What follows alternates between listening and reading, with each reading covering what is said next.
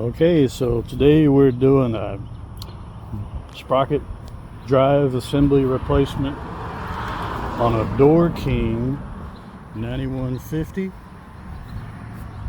An old dinosaur, but it's a workhorse. So this is the sprocket drive assembly. There's the main drive sprocket and the shaft, and the clutch plate, and the clutch shaft, and the pilot plate. So first thing you want to do is, disconnect power, because your 110 is going to be right there. Disconnect the chain, I think it's number 40. Then we may have to loosen the motor and remove the belt. You'll see the pulley, the belt pulley that's attached to the front of that drive sprocket gear of the drive shaft. And at the back there's 4 1/2-inch bolts, and on the front there's 4 1/2-inch bolts. Just take those out. Should slide out. You're going to have to remove the clutch.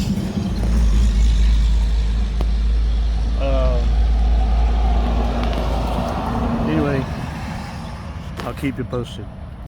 Alright, one important thing to point out. You're going to have to remove the control box, the control panel. There's a couple of nuts here. Just loosen those 2 nuts on the bottom, and you'll be able to pull the box up, because on the front of that drive sprocket is the motion sensor. You see that wheel with the magnets? There's a pickup, those pickups on the circuit board right there. Anyway, you got to get away from that before we can get that sprocket out.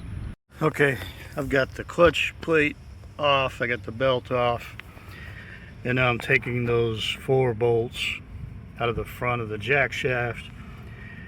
Now I'll pull the shaft out and then take those 4 nuts off the back and replace that backing plate back there. So let's get to it.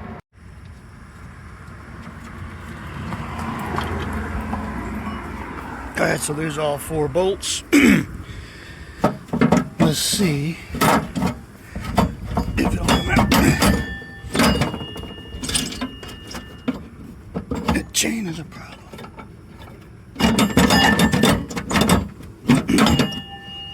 Alright, we'll have to take those nuts off.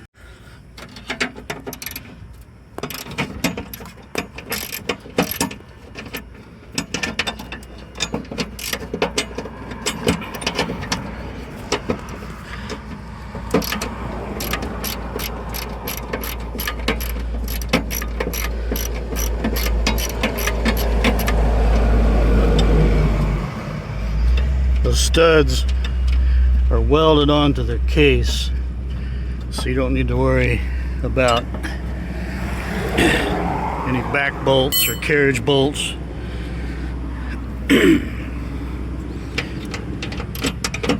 Just take the nuts off.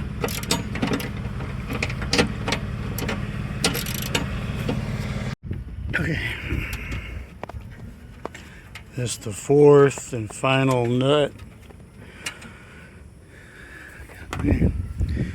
Now we should be able to pull the jack plate out.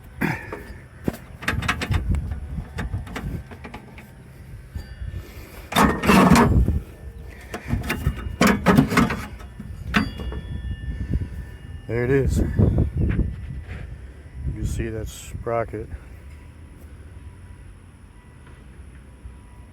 It's really worn down. So you're going to want to save the bearing off the end of that shaft, because the new one doesn't have bearing. Has the other bearing. Why would they not send both bearings? Well, let's investigate and I'll get back.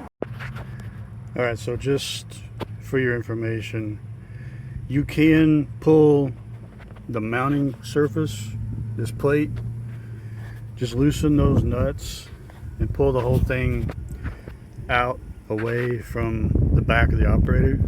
That'll give you some more room. Alright, we got the jack plate, the jack shaft mounted.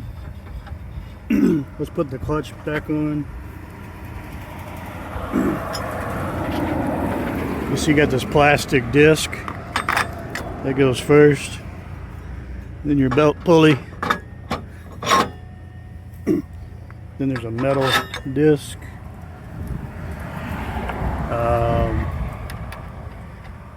this bearing and washer, and then your spring-loaded lock nut.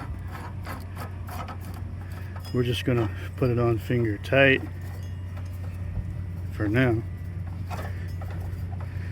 And then the belt.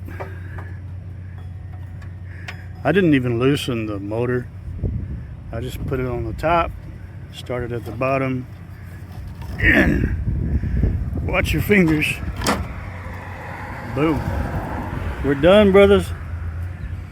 Let's put the control box back in and hook up the chain and go from there. Alright, we got the new chain, the new sprocket, got the bump stops mounted. It was thirsty for chain. It took 40 feet and I was still 6 inches short, but I made it up with some old stuff. Let's turn the power on and see how it goes. Okay, well, that's it. There she rolls.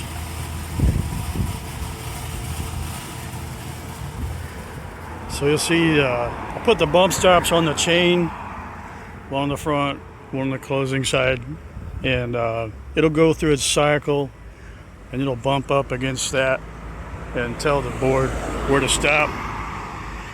So from the next cycles on, you see it leaves about 1/2 inch gap. That's how it remembers.